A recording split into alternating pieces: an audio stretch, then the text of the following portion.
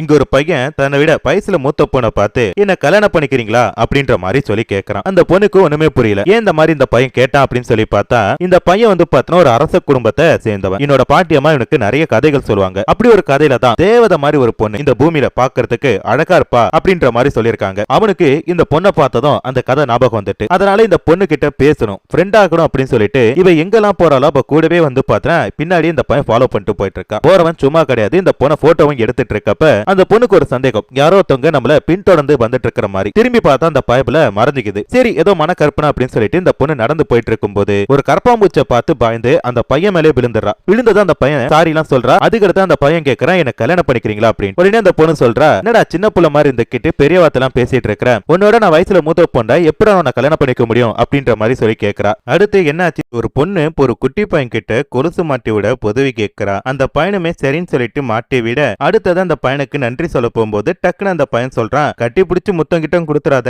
உன் லிப்டிக் என்னோட கண்ணத்தை அழுக்காக்கணும் அப்படின்ற மாதிரி சொல்ல அந்த பொண்ணும் சாரி அப்படின்ற மாதிரி சொல்றான். அன்னைக்கு அந்த கிராமத்துல கிருஷ்ண ஜெயந்தி கொண்டாடிட்டு இருக்காங்க. அதனால ஹீரன் சூப்பரா டான்ஸ் ஆடிட்டு இருக்கா. அதை வந்து பாத்தீங்கன்னா ஒரு பையன் ரசிச்சு பாத்துட்டு இருக்கிறான். பார்த்து அந்த பையனுக்கு அந்த பொண்ணை பிடிச்சி போக அதை போய் அவங்க அப்பா அம்மா கிட்ட சொல்ல அந்த பையனோட அப்பா அம்மா என்ன பண்றாங்க, இந்த பொண்ணை கேட்டுட்டு இந்த பொண்ணோட அப்பா அம்மா கிட்டே வந்துடுறாங்க. ரெண்டு குடும்பத்துக்கும் பிடிச்சி போக நிச்சயதார்த்தம் ஏற்பாடும் பண்றாங்க. இதை போயிட்டு ஹீரன் கிட்ட அவங்க ஃப்ரெண்டு சொல்ல கரெக்டா அந்த இடத்துல மாப்பிளையும் வந்துட்டு இந்த பொண்ணு கிட்ட வந்து பாத்தீங்கன்னா தன்னை பத்தி பேசிட்டு இருக்கிறான். இதை எல்லாத்தையுமே வந்து பாத்தீங்கன்னா அந்த குட்டி பையன் ஒரு மூலையில நின்னுட்டு சோகமா பாத்துட்டு இருக்க அதை எல்லாத்தையுமே அவங்க ஃப்ரெண்ட்ஸ் வந்து கிண்டல் பண்ணி பேசிட்டு இருக்காங்க. இதனால இந்த பையன் என்ன பண்றான், வேகமா படிக்கட்டுல இருந்து இறங்கும் போது கால் தவறி மாடிப்படியில இருந்து கீழே விழ போயிட்டான். அடுத்து என்ன நடந்துச்சு